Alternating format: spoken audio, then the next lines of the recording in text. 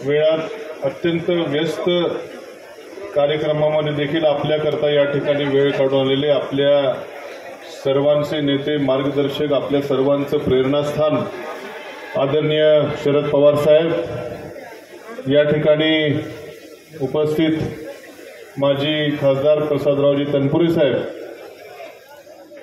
सर्वच या ठिकाणी उपस्थित मान्यवर व्यासपीठ,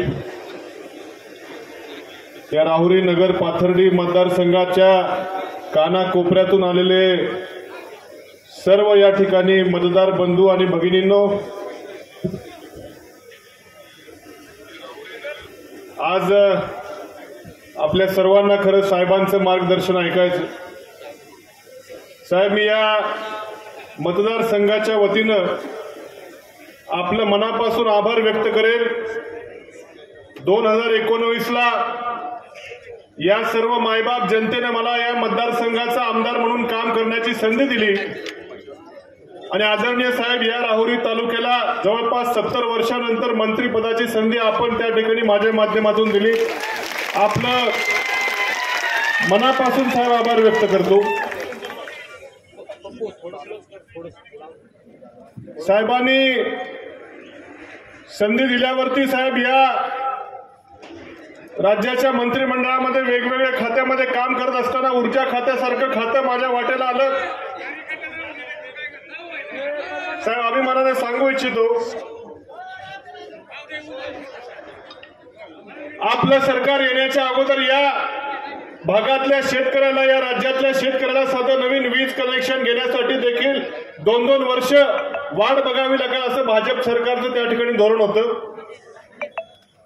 साधी एखादी डीपी बसवायची असेल तरी महावितरणकडे शेतकऱ्यासाठी कोणती योजना नव्हती आणि या राज्यातलं विजेचं सगळं इन्फ्रास्ट्रक्चर, पायाभूत सुविधा जवळपास कोलमडल्यामध्ये जमा होत्या.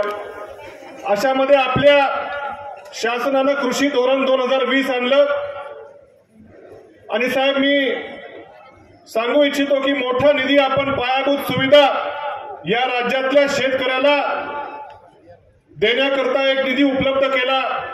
राज्यभरामध्ये साहेब आपण भरपूर त्या ठिकाणी विजेच्या क्षेत्रामध्ये काम केलंच, पण या मतदारसंघामध्ये, या राहुरी नगर पाथर्डी मतदारसंघामध्ये आपण साहेब 6 नवीन सबस्टेशन बसवले. आपण 4-5 सबस्टेशनच्या क्षमता वाढ केल्या. कित्येक ठिकाणी फीडर ओव्हरलोड होते, लिंक लाईन टाकल्या आणि जवळपास 300-400 नवीन शेतकऱ्याच्या बांधावरती डिप्या देखील देण्याचं आपण काम केलेलं आहे. साहेब, आमचे समोरचे उमेदवार काल परवा म्हटले ऊर्जा मंत्र्यांनी काय बाबा डिप्या द्यायच्या असतात का? मला काही पत्रकारांनी विचारलं, म्हटलं मग ऊर्जा मंत्र्यांनी काय गोट्या खेळायच्या असतात का? म्हटलं काय, ज्या खात्याचं काम होतं साहेब, या आपण जी जबाबदारी सोपवली, राज्यभरामध्ये पायाभूत सुविधा निर्माण करण्याकरता योजना आणल्या, कामं केली. मात्र साहेब, आपलं सरकार गेल्यानंतर या भारतीय जनता पक्षाचं सरकार आलं, त्यावेळेस या जो एसीएफ फंड होता ज्याच्या माध्यमातून आपण ही सगळी कामं करू शकलो, शेतकऱ्याला नवीन डिप्या देऊ शकलो, नवीन सबस्टेशन देऊ शकलो, सौर ऊर्जा निर्मितीच्या प्रकल्पामधनं शेतकऱ्याला दिवसा विजेचे देखील प्रकल्प कित्येक आपण उभारू शकलो. मात्र सरकार आपलं गेल्यानंतर या भारतीय जनता पक्षाच्या सरकारनं ज्या शेतकऱ्यासाठी आम्ही या सोयी सुविधा उपलब्ध करण्यासाठी जो निधी तयार केला, तो निधी देखील गोठवण्याचं काम या भाजपच्या सरकारनं केलं. जवळपास 2000 कोटी रुपये त्या एसीएफ फंडामध्ये शिल्लक असताना तो फंड गोठवण्याचं काम केलं. मी विधानसभेमध्ये विरोधी पक्षाचा आमदार म्हणून विचारणा केली. मंत्री महोदयाला म्हणलं, मंत्री महोदय, आमच्या सरकारच्या काळामध्ये शेतकऱ्याला 8 तास कमीत कमी चांगली वीज मिळावी, अखंडित वीज पुरवठा व्हावा, चांगल्या दाबानं वीज पुरवठा व्हावा, याकरता आणलेली आमची योजना तुम्ही त्या योजनेमध्ये 2000 कोटी रुपये शिल्लक असताना बंद का केले? मंत्री महोदय मात्र मला काही उत्तरच देऊ शकले नाहीत. मंत्री महोदय म्हटले, तनपुरेजी, तुम्ही जो फंड कुठला विचारताय त्याचा मी अभ्यास करतो आणि तुम्हाला सांगतो. अरे, ज्या योजनेमधून या शेतकऱ्याचं भलं करण्याचं काम महाविकास आघाडीच्या सरकारनं केलं, ती योजना जर या भाजपच्या सरकारच्या मंत्र्यांना माहीत नसेल तर या शेतकऱ्याचं, महाराष्ट्रातल्या शेतकऱ्याचं मोठं दुर्दैव आहे मित्रांनो. कित्येक योजना महाविकास आघाडीच्या सरकारमध्ये शेतकऱ्याच्या कल्याणाकरता आपण राबवल्या.